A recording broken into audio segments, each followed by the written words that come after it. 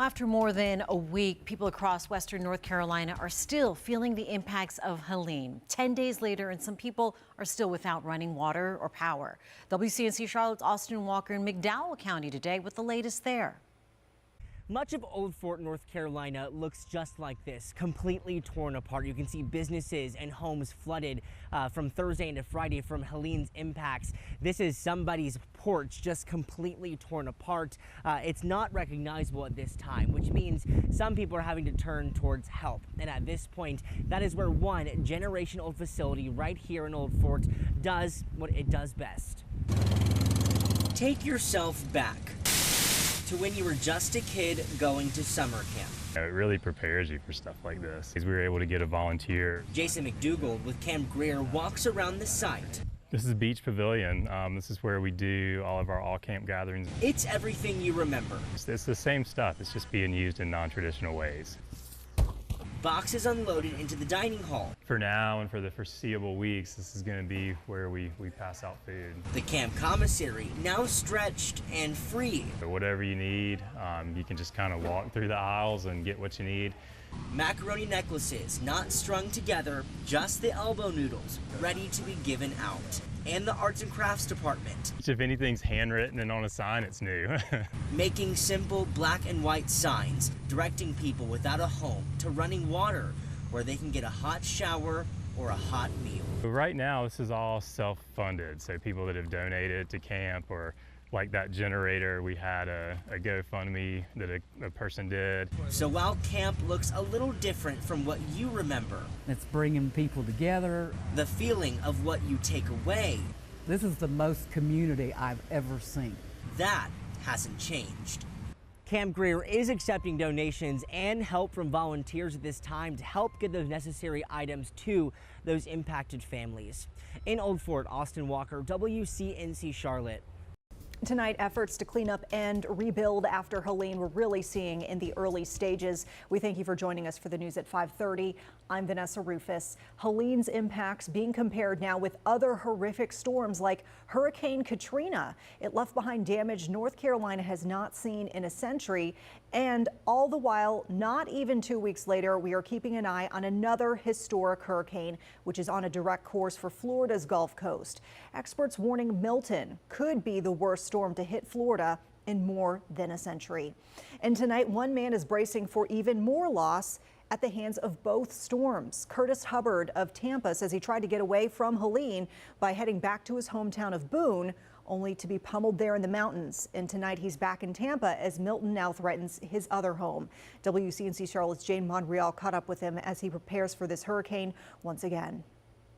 Road crews in Boone repaired Pinnacle Drive well enough in the last couple of days, just in time so Curtis Hubbard can drive down the mountain and keep driving to his house in Tampa. Curtis Hubbard is getting ready to hunker down again, this time back in the Sunshine State. Well, they're saying it's about 15 foot, and what we experienced last week was about 7 to 8 feet.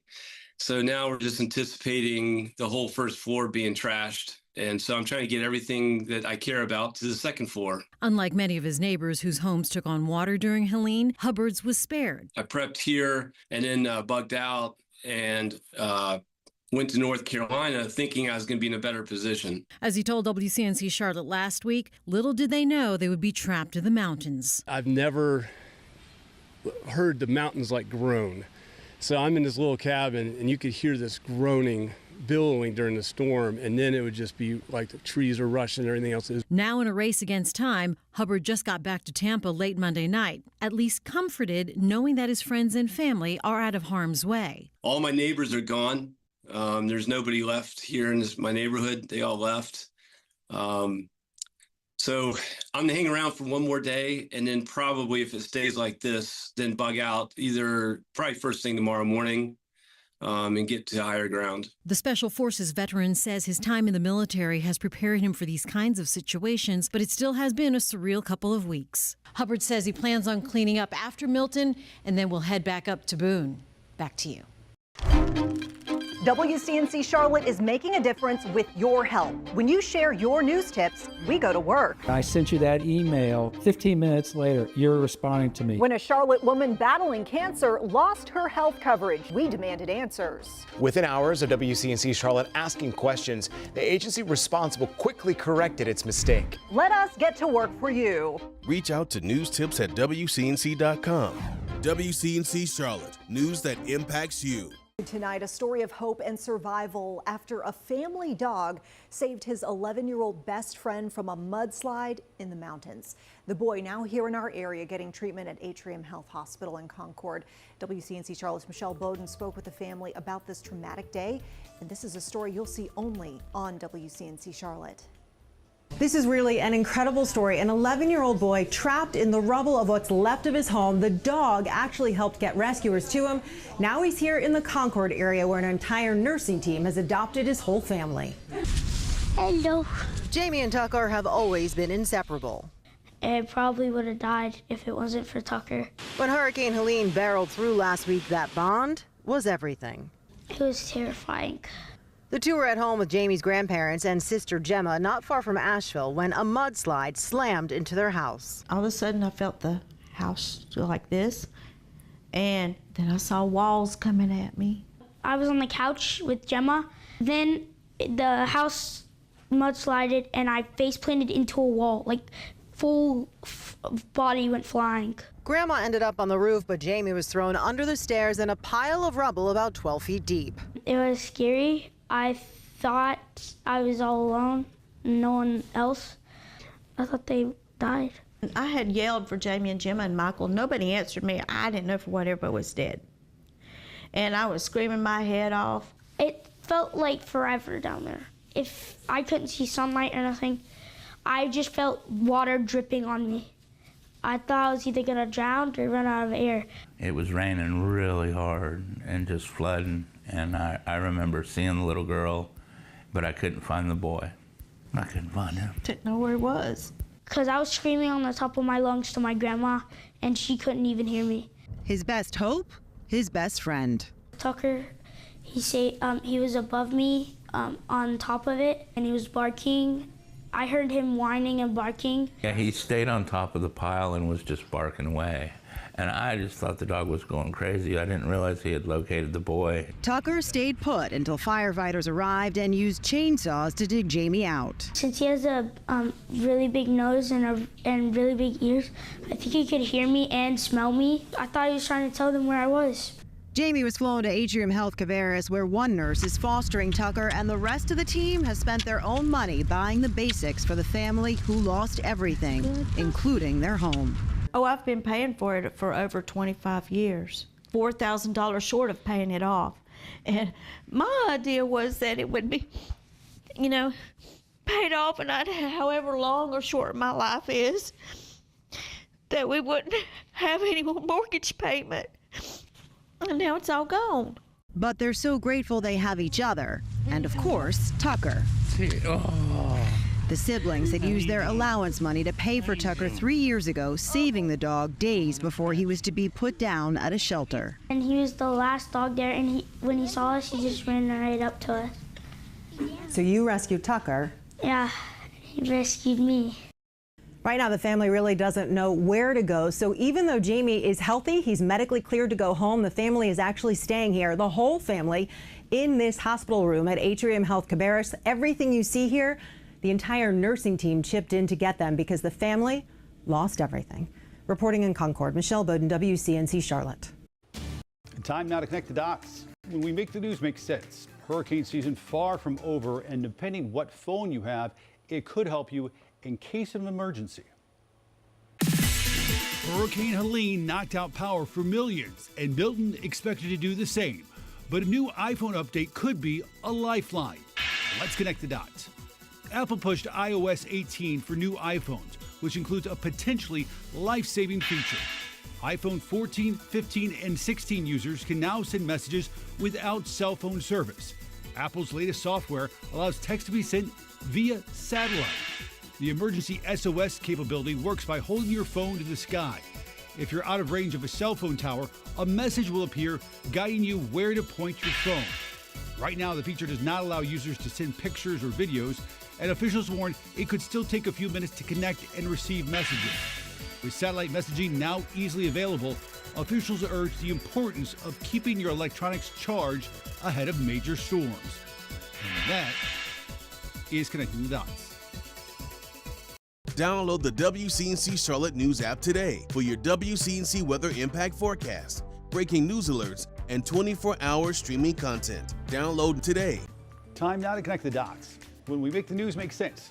Hurricane season far from over at this point, but hospitals across North Carolina are still prepared for the worst. Most hospitals have a plan in place when disasters strike. Let's connect the dots. According to UNC health officials, most hospitals in North Carolina are stocked and supplied to last at least 96 hours after a disaster. That includes extra water, food, generators, and bed sheets. Hospitals plan ahead to make sure enough staff is on the clock, and many nurses and doctors will practically move in, spending their days and nights at the hospital. When disasters strike, some patients cannot evacuate. But to reduce this number, doctors will speed up discharge protocol for those healthy enough to leave. Hospitals also use a program called Care Hub to keep track of in and out of state patients. Using the app, employees can easily see how many beds are vacant across multiple hospitals. When Asheville's Mission Hospital was destroyed by Helene, officials were quickly able to transport 250 patients statewide using Care Hub. And that is Connecting the Dots.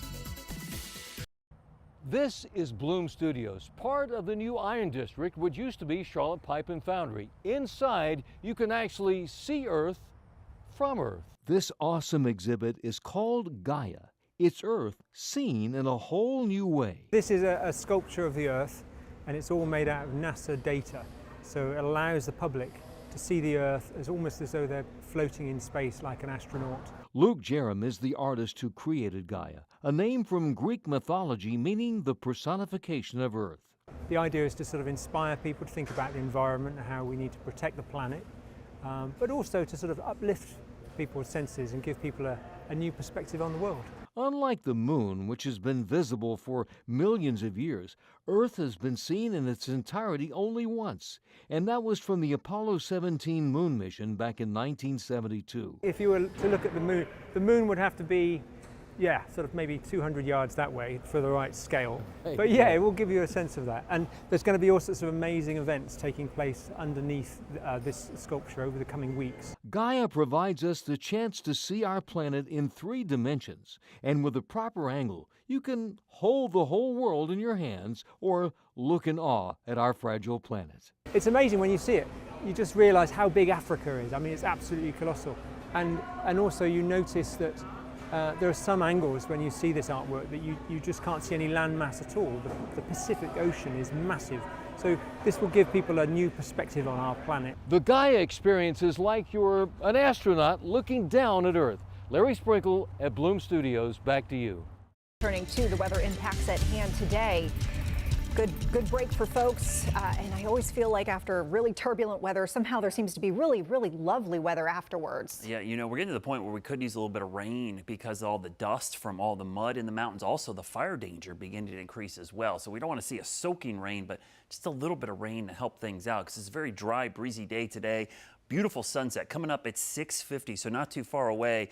This is looking due west, and another great sight in the night sky tonight. If you didn't catch it last night, talked about this on social media. Comet Atlas is going to be appearing in the evening sky about 30 to 45 minutes after sunset. You got to look pretty quick because it's basically setting behind the sun. Last night it was just above the horizon, about 10 degrees. Tonight just a little bit higher. The problem with it getting higher in the sky, it's also going to get dimmer. So if you get a chance, it's not the easiest to spot with the naked eye. You really got to let your eyes adjust. Binoculars and cameras help out. But look due west, right behind the sun, about 30 to 45 minutes after sunset. So if the sun sets at 6:50, you're looking at around 6 or 7:20ish to 7:30. Might be a good time to look, and make sure you have a clear view of the western sky. Now, we're trying to keep the clouds away. We do have a cold front approaching from the northwest. There will be some showers developing later tonight, especially along that front. It was a warm one today, 81, well above our average, even though we started the morning at 49. We call that a big diurnal swing in temperature, and tonight we should stay dry, except for a few pop-up showers in the mountains. That's why you see the raindrops there. temperatures in the 40s. As you move down towards the foothills, this is where it'll be mainly dry. Those showers will not make it out of the mountains. Because of the southwest wind ahead of the front, temperatures actually pretty warm. It was 49 this morning. We'll be lucky to get into the 50s tomorrow morning. So we're going to see a very warm start to the day, even though temperatures will warm up. Down in South Carolina, we've seen a little earthquake swarm developing this morning. Today so far, 6 confirmed earthquakes just northwest of Greenwood. Very minor earthquakes, but it isn't interesting. We've seen this on again, off again in parts of South Carolina, these earthquake swarms. We'll keep an eye on it. No damage, nothing imminent down there, but it is certainly something that has everyone's attention down in South Carolina. The big story tomorrow will be this cold front pushing through the area, bringing us much cooler air. So while we'll start the day dry and pretty warm, the afternoon will only get up to 70 and much colder air moving in for the rest of the week. There's those scattered showers around 10 o'clock to 1 o'clock in the morning, maybe moving through the mountains and then dissipating pretty quickly. The air is just pretty dry, so those will have a tough time going. In fact, the 7-day rainfall forecast keeps everything pretty bone dry around here, except for that front in the mountains tonight. Very chilly air, though. We're going to probably see our first frost or freeze of the season in many locations Wednesday, Thursday, and Friday morning. So gardeners, if you got that late season garden, you might have to do some precautions here for the middle of the week. Long range, not a lot of moisture heading our way. In fact, colder air moving in for the middle of the week keeps us pretty dry. Could even see a few wet snowflakes in the highest elevations by the middle of the week. High pressure is firmly in control for the rest of the week, and that keeps us bone dry